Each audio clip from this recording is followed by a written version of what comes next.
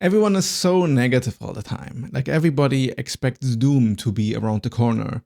And I want you to think about something different this time. I want you to answer the question if you can envision an utopia where life is truly perfect and everything is just bliss all of the time.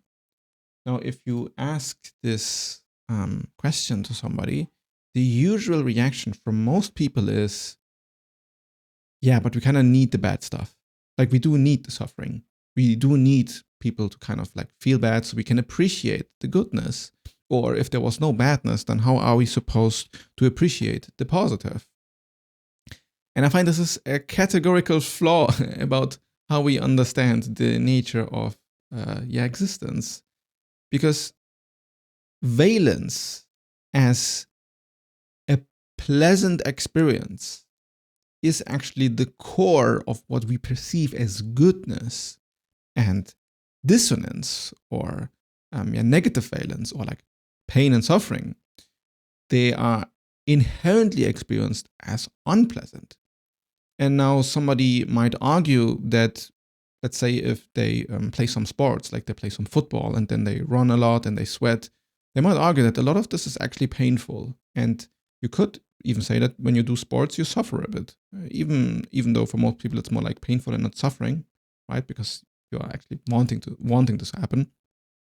But there are a lot of experiences that might feel somewhat meaningful and they don't necessarily feel pleasurable in like the valent sense. But I would argue that if you really investigate at each point of experience, when somebody finds the experience meaningful in some sense, there's always this underlying layer of coherence underneath. And it's this coherence that any experience actually strives after. If you put your hand in a fire, it is just dissonant and negative and therefore feels bad. But this experience of either dissonance or valence, like suffering or like pain and pleasure or peace, they are not just human experiences. They are, in a way, meaning that the universe has entrenched in the way it functions. That's why when we experience pain, it is so obviously real, and we have to react towards this pain. We cannot just ignore it. It's built in within our nervous system to react towards pain. And suffering is whatever makes the pain worse, because we are feeling maybe physically bad, and then the mind goes, oh my God, this is the worst experience ever. Why do I have to go through this? So from a very realistic perspective, suffering is always undesirable, and bliss is always what we are actually aiming for. Now, when I say imagine a utopia where everything is blissful all the time, people tend to imagine bliss as something very stale, like something that you would experience for a while and then get tired of. But that is a very, very, very strong symptom of a lack of imagination. Like if you're really in contact with bliss, bliss as a configuration within consciousness is pleasant, and is not pleasant even in this like, let's say, artificial ecstasy type of way, which can be quite superficial at times. It is deeply satisfying in more like how a mother would love her child type of way. There's deep pleasure and richness when you let experience, let's say, consume you, for lack of a better word. Like you're fully coherent and interacting with what life is showing you, and you're feeling compassion and love towards it in a coherent manner. This level of pleasantness is part of what I mean when I say bliss. So I don't mean just one tiny experience and then bliss requires you to be always locked into this like bliss state. That's not what it is at all. True bliss that I'm speaking about here is actually multifaceted and multidimensional, and is also curious and experientially investigative in nature. Now, all of this sounds very cool, but like, how would we actually do this? Like, what would the utopia really look like? So, first of all, I imagine that utopia that actually works would require for most humans to be aware of their own ego mechanisms, so that instead of suffering some sort of vanity project, like wanting your life to mean something for all infinity, or wanting a lot of success in the dating market, or having how much money in your bank account, like all of these stuff, they can be a part of bliss. I'm not separating them as some meaningless ideas that are just superficial and humans shouldn't concern themselves about it. No, they are wonderful things, but they cannot be what your entire existence hinges upon. And the only way that we can live a society that is not full of greed is through awakening, through our true nature, which, for the lack of a better way to say it, is just beingness. Right? There's something very pure in just existing. And this is very obvious when you see a kid and a child and or a baby. Like, they are like inherently kind of lovable, except if they start crying, but then you also kind of want to take care of them. So you don't ask, like, if you look at a cat, you don't ask what's your purpose, like, why do you exist, why you're in this world, make yourself useful. That's not how you interact with things you inherently love at all. And I'd say that a society that would be a utopia must recognize that this form of experiencing reality, that you can truly be non-attached towards your environment and still be very loving and caring without needing anything from it, and without having to craft a personal narrative around it, is super, super necessary for you in a utopia. Because if you ask other generations of humans and you tell them, we living in times where you basically go to a supermarket and you have like 10 different assortments of flesh, and you can buy any vegetable you want, no matter what season, and then you can also not leave the house and use your portal device and talk to anybody in the world, and they might bring you also the food to your house.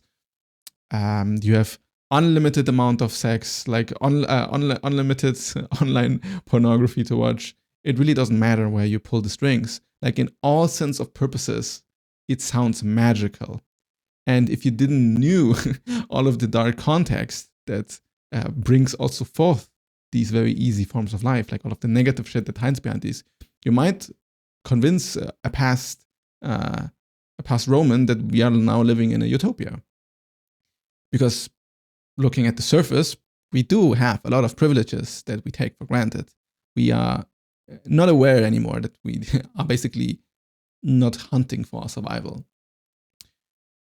But having all of this said, there are, of course, other dynamics at play that make this not a utopia.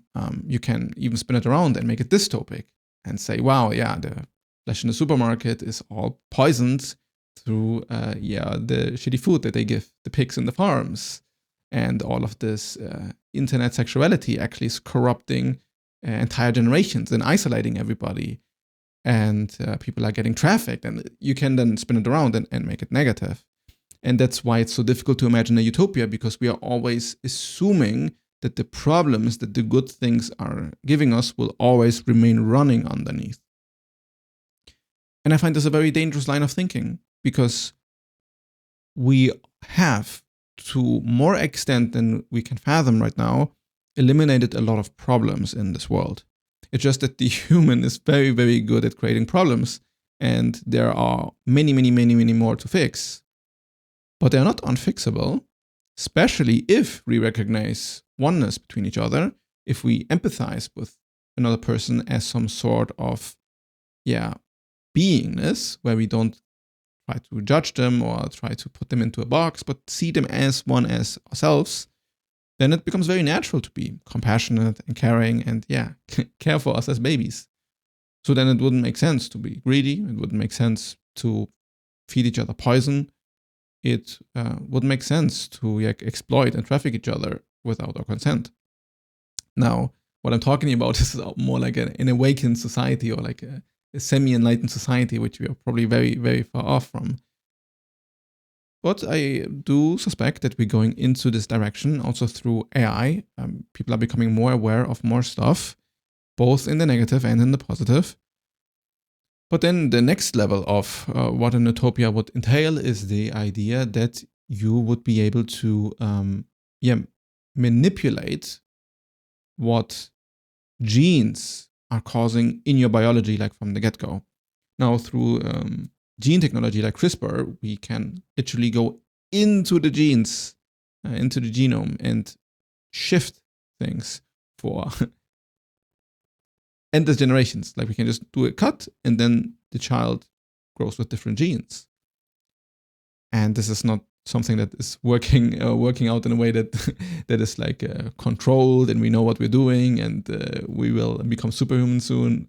No, but we have like the technology now, and who knows what is possible with also, artificial intelligence studying how we can better manipulate genomes. Like imagine a future where every child before their birth actually gets the gene changed a little bit so that they grow up healthier and stronger than they normally would.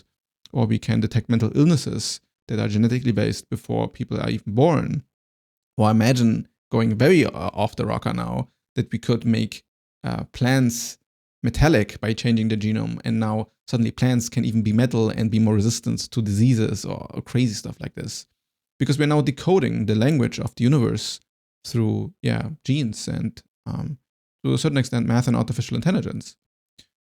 So the problem always with the utopia idea is that one also always assumes that powerful people in higher positions will never get it to come that far. That we will always be kind of trapped within the framework society has given us, and there is no way out. But I find that the real problem towards an utopia is really just the disbelief of it. Like we're not understanding how much is really possible. Because who the hell would have thought that you can just change genes as like a human? That we could, just build water infrastructure so most people in the West have like running water at house. Who would have thought you would have such an abundance of food everywhere around you?